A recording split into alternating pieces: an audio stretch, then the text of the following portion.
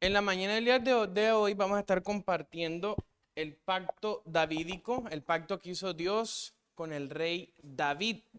Y nuestro texto guía se encuentra en el segundo libro de Samuel, en su capítulo 7, versículos del 11 al 14. Ahí es donde vamos a estar enfocando en esta mañana. Así que les pido vaya buscando y ponga su dedito ahí porque va a ser nuestro texto guía. El segundo libro de Samuel en su capítulo 7, versículos del 11 en adelante. Para empezar, vamos a dedicar este tiempo al Señor, así que inclinemos nuestro rostro en oración. Bendito Padre y Dios nuestro, exaltado sea Señor por siempre, por tu gracia, tu misericordia, tu bondad y tu amor sobre nosotros. Gracias porque nos permitiste, Señor, en tu bondad llegar a este lugar para seguir aprendiendo de ti, seguir viendo la maravillosa obra de Jesucristo en nuestra vida y en el plan de redención, salvando a la humanidad. Gracias, Padre, por este espacio donde damos a ti la gloria. Permítenos, Señor, entender tu palabra para eventualmente ponerla en práctica en nuestras vidas. Y sé tú, Señor, sobre este predicador, para que sea mostrando a Cristo, destruyendo todo orgullo y siendo más bien tú exaltado y nosotros menguando. Bendito eres, Padre Celestial, dejamos este tiempo en tus manos, orando por los méritos de Jesucristo. Amén. Segundo libro de Samuel, capítulo 7, versos 11 al 14. Dice la palabra de nuestro Señor. Desde el día en que puse jueces sobre mi pueblo Israel, y a ti te daré descanso, de todos tus enemigos. Asimismo, Jehová te hace saber que él te hará casa. Y cuando tus días sean cumplidos y duermas con tus padres, yo levantaré después de ti a uno de tu linaje, el cual procederá de tus entrañas, y afirmaré su reino. Él edificará casa a mi nombre, y yo afirmaré para siempre el trono de su reino.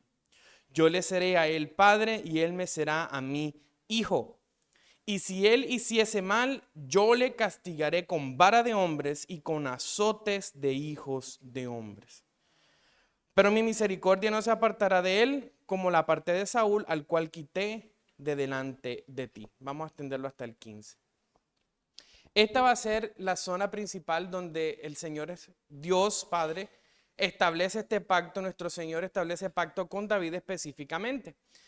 Y como hemos estado viendo en los últimos días, cuando nosotros analizamos la plenitud de toda la escritura, la relación que hay entre Dios y la humanidad, Dios y su pueblo creado, nos vamos a dar cuenta que mediante toda esta serie de pactos es que nosotros vamos a ver poco a poco cómo se vislumbra, cómo se ve ese proceso de salvación en nosotros, donde los pactos no son separados el uno del otro, sino que son una continuidad progresiva, uno tras otro, que nos van a llevar eventualmente a Cristo.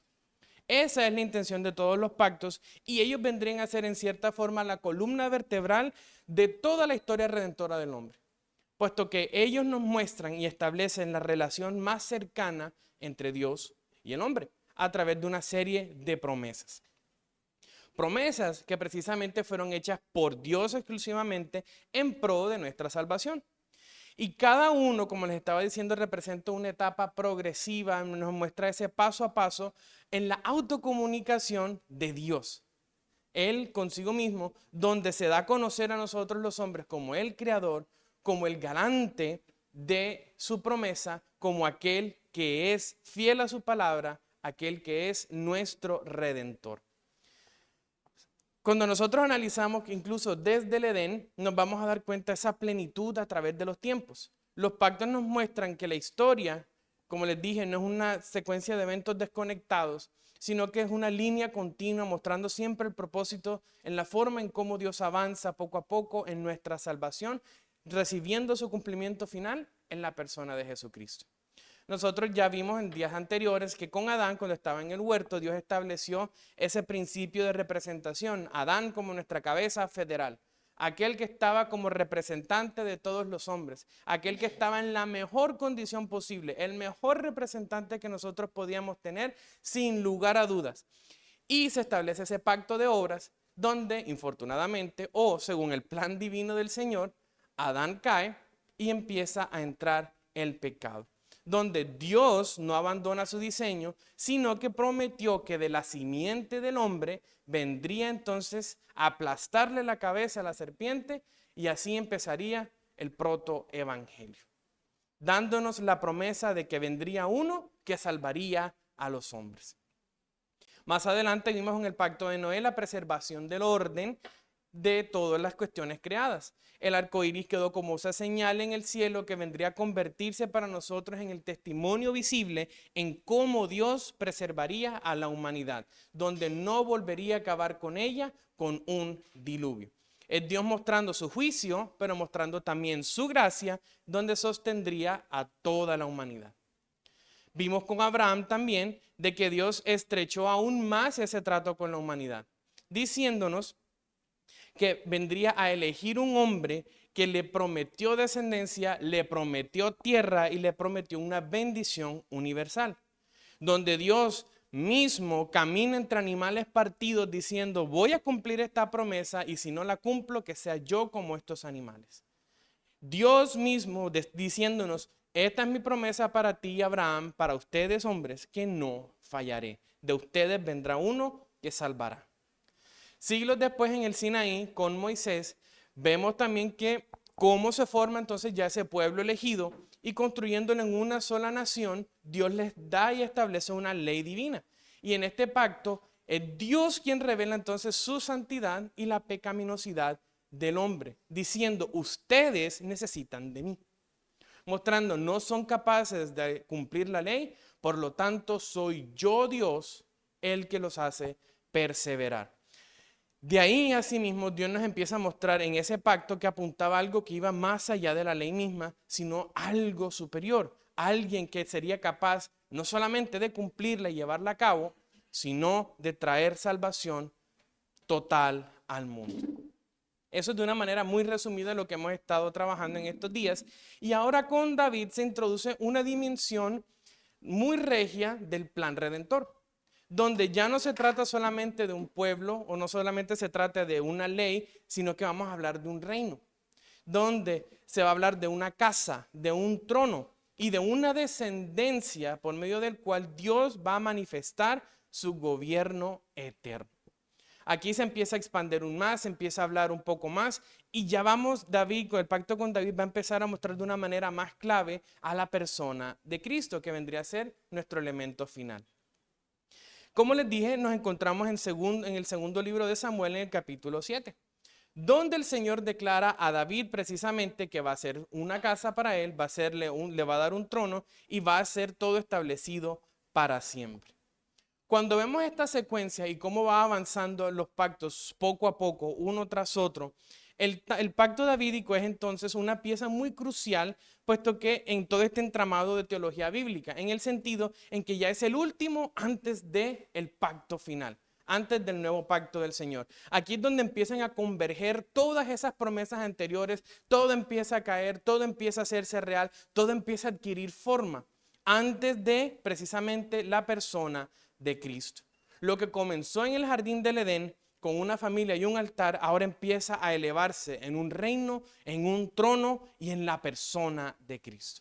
Ahí es donde David, el pacto con David empieza entonces a desarrollarse y empieza a aparecer. Con eso surge la pregunta, ahora sí, ¿qué es el pacto davídico específicamente?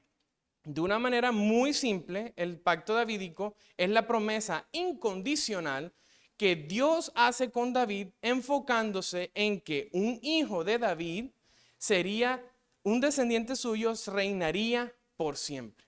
Ese es el pacto davídico. Dios diciéndole a David, de ti vendrá uno que será rey eterno. Ahora, esa promesa es incondicional ya que Dios no está pidiéndole nada a David que haga. así, a diferencia que como hizo con Adán, que le pidió obediencia.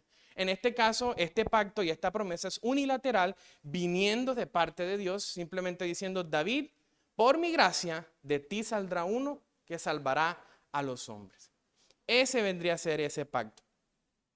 Vamos a darnos cuenta que en la promesa no estaría hablando de Salomón, como algunos quizás pueden tender a confundirse. Hijo de David, inmediatamente pensamos en Salomón. Pero si nos vamos a las escrituras en Primera de Crónicas, en su capítulo 17, vamos a ver que la escritura nos dice, levantaré descendiente después de ti, refiriéndose a que después de David, de su muerte, es que se vendría a tener ese rey eterno, implicando en que sería un hijo después de su muerte, refiriéndose a que sería un descendiente que reinaría y no explícitamente ese primer hijo que tiene, y diciendo que él edificará casa y confirmará su trono eternamente. La confusión viene en que precisamente Salomón establece una iglesia, un templo. Pero vamos a ver que la escritura nos va a seguir diciendo de una manera muy clara, es que no vendría a ser Salomón, sino uno todavía mucho más superior, a quien él también establecería casa. Entrando a nuestro texto, 2 de Samuel 7, nos habla precisamente de ese pacto que hace Dios. Y lo hace nuevamente con pura gracia. Y vamos a ver que es Natán quien Dios utiliza para darle ese mensaje al rey David. Estamos teniendo voz de un profeta, Dios hablando a través del profeta para que David reciba esa promesa. Viene a ser un mensaje clave para determinar de cómo un hijo de David vendría a ser el Mesías, el Salvador del mundo. Vamos a darnos cuenta que esto también vendría a ser extremadamente popular, pues vendría a ser lo que se estudiaría por muchos siglos consecuentemente. Y vamos a ver también que muchos profetas empezarían a hablar de eso. Isaías 11 en su capítulo 1, que son profetas después del exilio, puesto que pensaban que una vez llegó el exilio babilónico, se pensaba que esa promesa había fallado. Pero vamos a darnos cuenta que profetas post-exilio seguirían hablando de esa promesa firme. Isaías 11:1 dice, saldrá una vara del tronco de Isaí y un vástago retoñará de sus raíces. Isaías estaba recordando la promesa que se había hecho con David. Vamos a tener también que Jeremías lo va a decir en el capítulo 23, he aquí vienen días en que levantaré a David un renuevo justo y reinará como rey, el cual será dichoso y hará juicio y justicia en la tierra. Ambos profetas estaban diciendo que va a venir un rey mesiánico, va a venir uno descendiente de David que vendría a ser ese heredero que establecería justicia eterna. Esas palabras entonces mantenían aún viva la esperanza al pueblo de que realmente vendría un Mesías, de que habría salvación a los hombres, donde no iba a ser algo meramente político, sino con un enfoque propio de la redención. Vamos a darnos cuenta también que la escritura de una manera muy hermosa sigue mostrando precisamente esa idea cuando inicia el Nuevo Testamento. Mateo en su capítulo 1, versículo 1, ¿con qué empieza? Diciendo, libro de la genealogía de Jesucristo, hijo de David, hijo de Abraham. Mateo estaba explícitamente hablando de la llegada del Mesías, el cumplimiento al fin de la promesa, no solamente con David, sino que estaba recordando también descendiente de Abraham. Ahora, esto no es un detalle casual, no es algo que simplemente se utiliza porque es coincidencia, sino que Mateo está situando la identidad mesiánica de Cristo con las dos promesas que ya se habían hecho antes. Ahí es donde se empieza entonces a enlazar todo. Vamos a empezar a ver la promesa cumpliéndose, o el cumplimiento y la bendición a las naciones simultáneamente. Este Mesías, hijo de David, descendiente de Abraham, heredero del trono eterno. Ahí es donde nos están situando. Incluso Marcos, aunque no habla de una genealogía, también enlaza su evangelio con la promesa, cuando él dice en el capítulo 1, versículo 15, el tiempo se ha cumplido y el reino de Dios se ha acercado, haciendo también referencia a este que establecería un reino eterno. Todo nuevamente apuntando a Cristo. La proclamación aquí del reino no es simplemente una metáfora espiritual que se está utilizando de una manera vacía, sino la manifestación concreta, factual de que el reinado de este descendiente de David prometido ha llegado. Ahí lo estamos viendo. Y ambas afirmaciones, tanto esa genealogía en Mateo como la afirmación de Marcos, enraizan toda la teología del pacto davídico. Nos dan unas raíces y un fundamento claro, diciéndonos que el reino se ha acercado. ¿Vamos bien hasta ahí? Muy bien. Ahora sí, entramos en materia.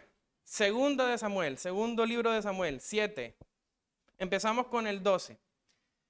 Aquí vamos a darnos cuenta que a lo largo de todo el versículo, de toda esta sección, Dios va a prometer tres realidades que van a ser inseparables en ese Mesías. Una casa, un trono y un reino. Dice, y cuando tus días sean cumplidos y duermas con tus padres, yo levantaré después de ti uno de tu linaje, el cual procederá de tus entrañas y afirmaré su reino. Él edificará casa a mi nombre y yo afirmaré para siempre el trono de su reino. Ahora, ¿qué vendrían a significar estos elementos? Cuando se hace la promesa, Dios diciéndole, edificará casa, aquí no se está refiriendo meramente a una edificación material, es obvio. Como el templo de Salomón que se vendría a construir después. No estaba hablando literalmente de una casa física, sino estaba hablando de una dinastía que vendría después, un linaje que perdurará por los siglos. Y aquí el juego de palabras es bastante clave. El término hebreo que se utiliza para casa se utiliza precisamente para los dos términos. Se utiliza tanto para una casa física, pero también se utiliza para linaje, para una dinastía, para una familia. En Génesis 7:1, por ejemplo, nos dice Dios cuando habla con Noé, entra tú y toda tu casa en el arca. ¿Qué significaba eso? No era que Noé iba a coger su casita de palitos, la iba a coger, la iba a cargar y la iba a meter en el arca. No, estaba refiriéndose a ¿qué? A su familia explícitamente. O en 2 de Samuel 3:1 cuando dice, hubo larga guerra entre la casa de Saúl y la casa de David. No estaba refiriéndose que la casa física de Saúl cogió la nevera y se la tiró a la casa de David. Y la de David le respondió tirándole el colchón. No es eso. Están hablando de familias literales. La familia, refiriéndose explícitamente al grupo de personas. Entonces, en el contexto de 2 de Samuel, se nos muestra a un David que se ha ahora consolidado como rey. Ya estamos dejando atrás toda esa persecución que hubo con él, con Saúl, y ahora se está estableciendo y se nos está mostrando a David como rey de Israel. Ya no está fugitivo, sino que se ha convertido en el rey establecido de la nación israelita. Y hemos visto cómo él se ha encargado de hacer diferentes cosas. Desde el capítulo 5 nos vamos a dar cuenta que él unifica las tribus de Israel, que ha conquistado a Jerusalén, haciéndole su capital espiritual y política. Y nos va a decir también que ha vencido a los enemigos alrededor, en especial a los filisteos, como nos va a decir 2 de Samuel en el capítulo 5. Además de eso, en el capítulo 6 nos va a decir que ha traído el arca a Jerusalén como un símbolo de la presencia de Dios en medio del pueblo. Ahí es donde David entonces, en medio de toda esta paz, en medio y al final de todo este descanso, en medio de toda esta estabilidad, es que él decide, después de muchas décadas del conflicto con Saúl, él decide precisamente establecer una casa. 2 de Samuel, los versículos anteriores a nuestro texto, en el 7 del 1 al 6 dice, nos dice, aconteció que cuando ya el rey habitaba en su casa, después de que Jehová le había dado reposo de todos sus enemigos en derredor, dijo el rey al profeta Natán, mira, ahora yo habito en casa de cedro y el arca de Dios está entre cortinas. Y Natán dijo al rey, anda y haz todo lo que está en tu corazón, porque Jehová está contigo.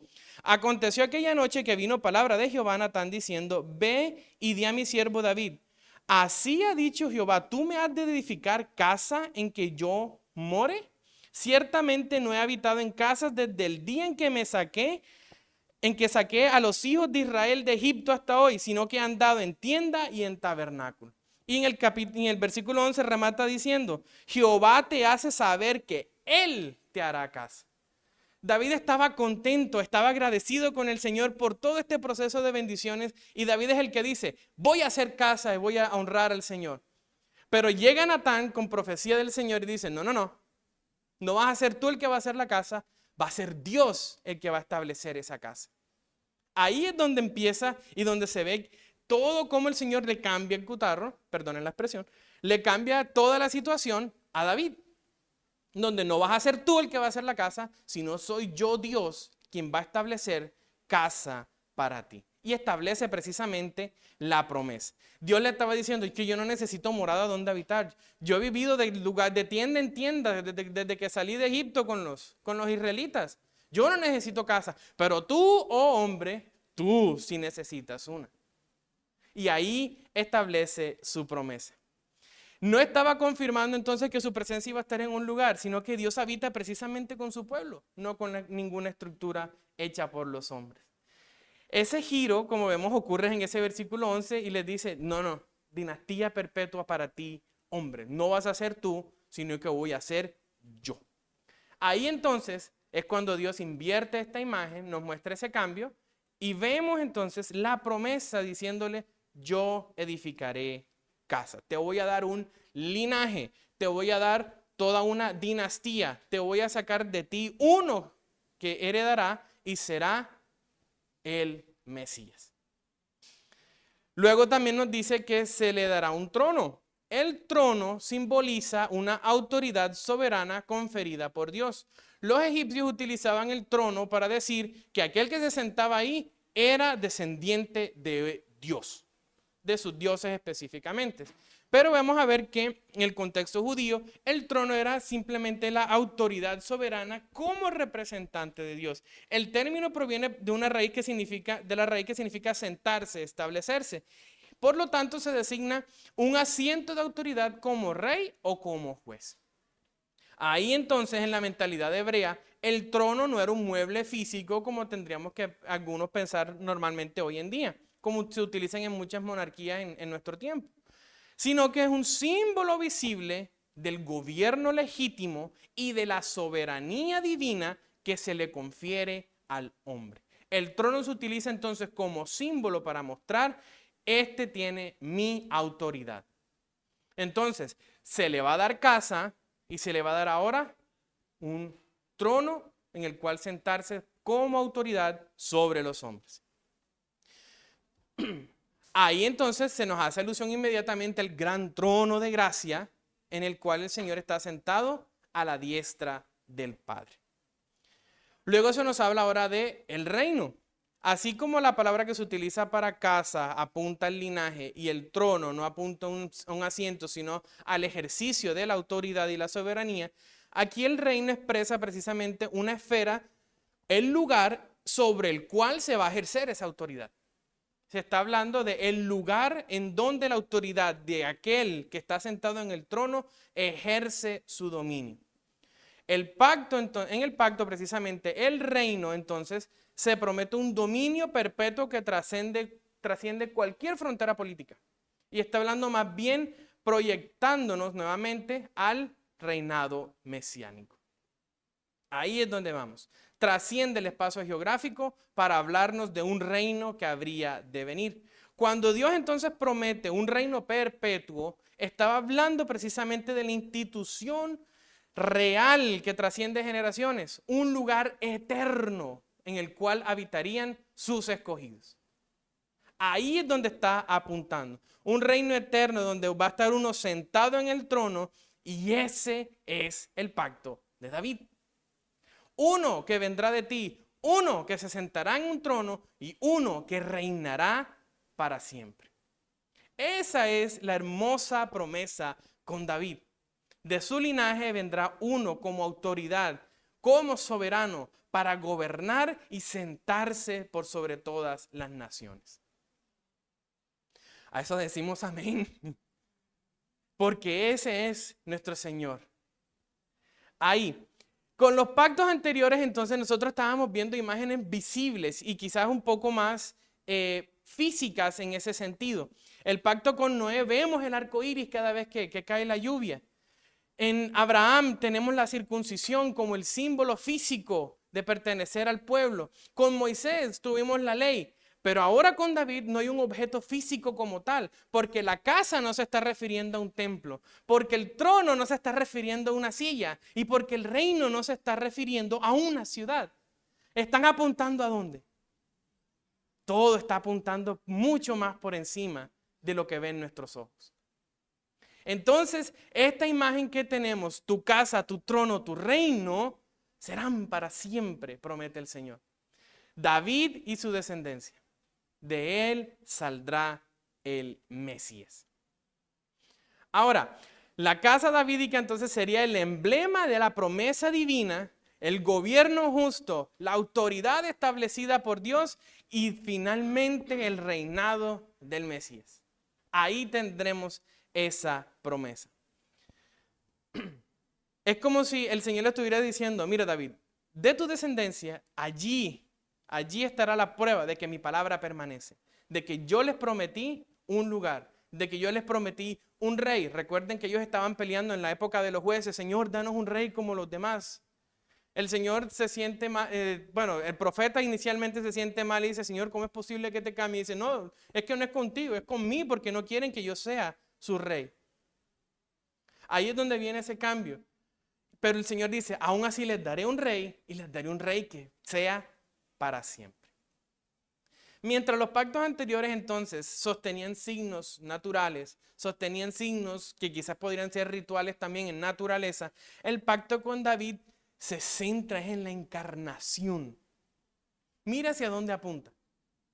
Estamos hablando de un linaje humano, estamos hablando de un rey eterno que vendría. Y no se trata simplemente de una señal como el arco iris o de un rito como la circuncisión, sino de la promesa mesiánica. Uno que se va a adentrar en la historia, uno que se va a hacer carne, uno que va a derramar su sangre, uno que vendría, moriría, pero resucitaría por su pueblo. Ahí apunta el pacto de David. Uno que hace realidad, que se mete en la historia humana. Ahí es donde está la promesa. Ahí es donde vemos la promesa de nuestro Señor Jesucristo. El pacto davídico entonces es de gran peso porque habla de la encarnación, donde el Dios eterno va a dejar su trono de gloria al lado del Padre para venir a la tierra, traer salvación a través de su muerte, y no solo eso, sino que resucita, regresa otra vez a la diestra del Padre para prepararnos una casa. Juan 14, versículo 1, no se turbe vuestro corazón, creéis en Dios, creed también en mí, en la casa de mi Padre muchas moradas hay, si así no fuere, yo os lo hubiera dicho, voy pues a preparar lugar para vosotros, y si me fuere y os prepararé lugar, vendré otra vez y os tomaré a mí mismo, para que donde yo estoy, vosotros también estéis. Él se fue, pero regresa. No se fue dejándonos solos para prepararnos un lugar. La promesa de la casa. ¿A qué no suena eso sino al cumplimiento de la promesa? Asimismo, ya como lo han dicho mis hermanos anteriormente, Jesús vendría a ser ese cumplimiento de todos estos pactos. Ahora, de una manera muy hermosa, también el segundo libro de Samuel nos continúa diciendo en el versículo 14, yo le seré a él padre y él me será a mí hijo. Y si él hiciere mal, yo le castigaré con vara de hombres y con azotes de hijos de hombres. Ustedes no saben el dolor de cabeza que me dio a mí esta expresión. Tanto, Joana es testigo de que yo estuve tardísimo ayer todavía tratando de simplificar lo más posible qué significan estas expresiones. O sea, lo abundante que hay en yo le seré padre, él me será hijo, le castigaré si no cumple con lo prometido. Y esto fue lo que traje para ustedes, hermanos. Cuando dice, yo le seré a él padre, en el mundo antiguo, la figura del padre era precisamente la figura de un pacto entre el protector y el benefactor. Antes de hablar de una familia como tal, se estaba hablando de un gran rey a lo que sus vasallos le decían padre y ese rey le decía a sus criados hijos. Entonces, en términos tratados reales asirios, el gran rey se llamaba entonces el papá de todos sus súbditos. Eran los términos políticos que se utilizaban en estos contextos. Sin embargo, con la promesa, aquí Dios está transformando ese lenguaje político en un lenguaje de intimidad y de santidad. Ya no es un rey que va a exigir servidumbre, sino un padre que da identidad y propósito a sus hijos.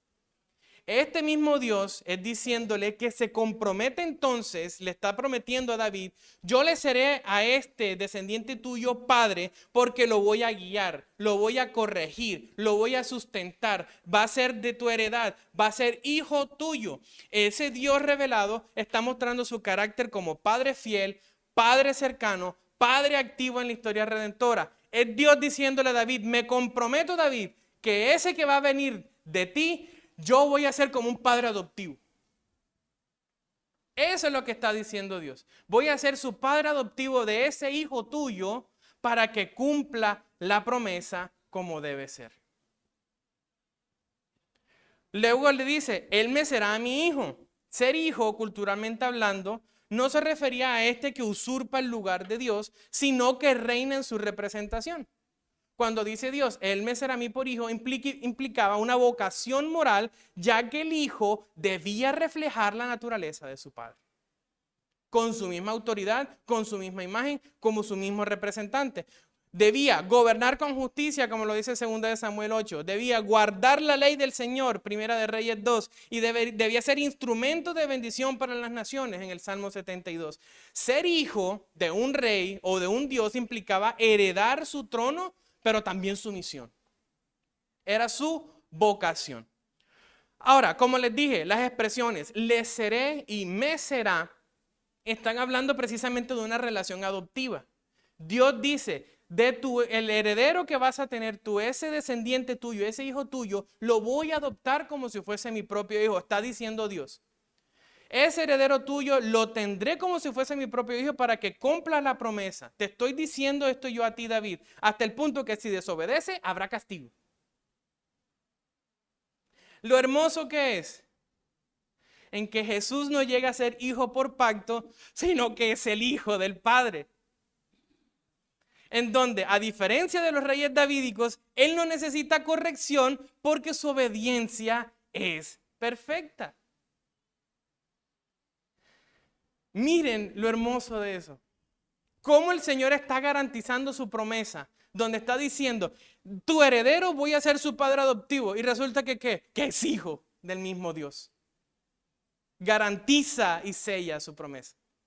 Es como nos dice Hebreos 1, donde precisamente muestra la superioridad de Cristo en todo. Cristo superior a los ángeles, superior a los profetas, superior a Josué, superior al sacerdocio levita y de Aarón, superior al santuario y a los sacrificios, superior a los héroes de la fe, superior al monte Sinaí y superior a Abraham y a Moisés. Otras figuras pactuales anteriores.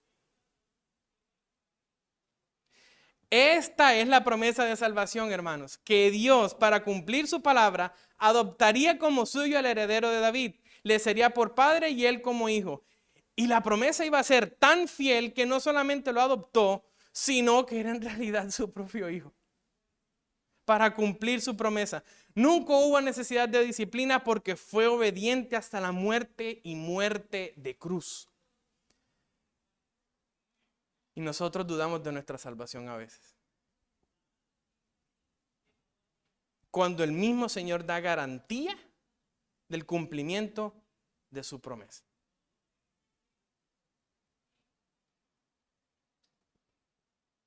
Ahí tenemos pacto davídico. Como les dije, la teología de los pactos, todos estos que hemos visto empiezan a converger, empiezan a llegar, empiezan a verse un poco más en la persona de David precisamente. El último antes del pacto de gracia, nuevo pacto, con Jesucristo. Vimos la necesidad del mediador con Adán, vimos la garantía de la preservación de la humanidad con Noé, vimos la descendencia que vendría de Abraham, vimos la ley santa revelando un Dios santo y la necesidad de obediencia con Moisés, y ahora uno que vendría a gobernar con justicia eterna. Promete casa, trono y reino. Como afirmaría Pedro en Pentecostés, sepa pues ciertísimamente toda la casa de Israel que a este Jesús a quien vosotros crucificasteis, Dios le ha hecho Señor y Cristo. Hechos 2. El pacto davídico, entonces, hermanos, es la expresión del compromiso divino de traer al mundo un reino, un gobernante eterno que vendría a ser el propio Hijo del Padre. Ahí está la promesa. Su señal no es un arco, no es una marca en la tierra, no es un ritual con la circuncisión, sino un trono que nunca estará vacío. Un lugar donde ese reinará por siempre, donde nunca va a ser reemplazado, donde ejercerá su dominio, su soberano poder para siempre. Esa es la promesa que Dios ha hecho. Uno que permanecerá por los siglos de los siglos. Vemos por qué están relacionados los pactos con nuestra salvación. No son promesas vacías.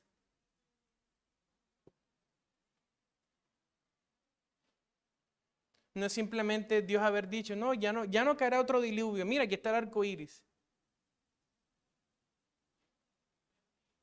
No eran imágenes vacías en ningún momento. Es nuestra salvación, la esencia, hermanos, de nuestra vida en la tierra. Miren lo hermoso de cada pacto. Y aquí vemos entonces el Señor acercándose más a la persona de Cristo, prometiendo un heredero y gobierno eterno. Amén. Bendito Señor y Padre de los cielos, gracias por permitirnos ver a Cristo. En Él tenemos no solo la seguridad de nuestra salvación, sino que tenemos a nuestro Rey para siempre. Gracias, Padre, por haberte metido tan de lleno en nuestra salvación, por haber estado tan presente en medio nuestro, porque la salvación no fue un plan improvisado que se te ocurrió en la eternidad, sino que vemos realmente tu mano tan cercana a nosotros, dándonos, Señor, tu garantía de que cumplirás tu palabra. Es hermoso, Señor, saber cuán fiel eres, cuán hermosa es tu gracia y qué esperanza tan hermosa nos espera en Cristo. Te damos a ti la gloria, buen Dios, orando en el nombre de Jesús.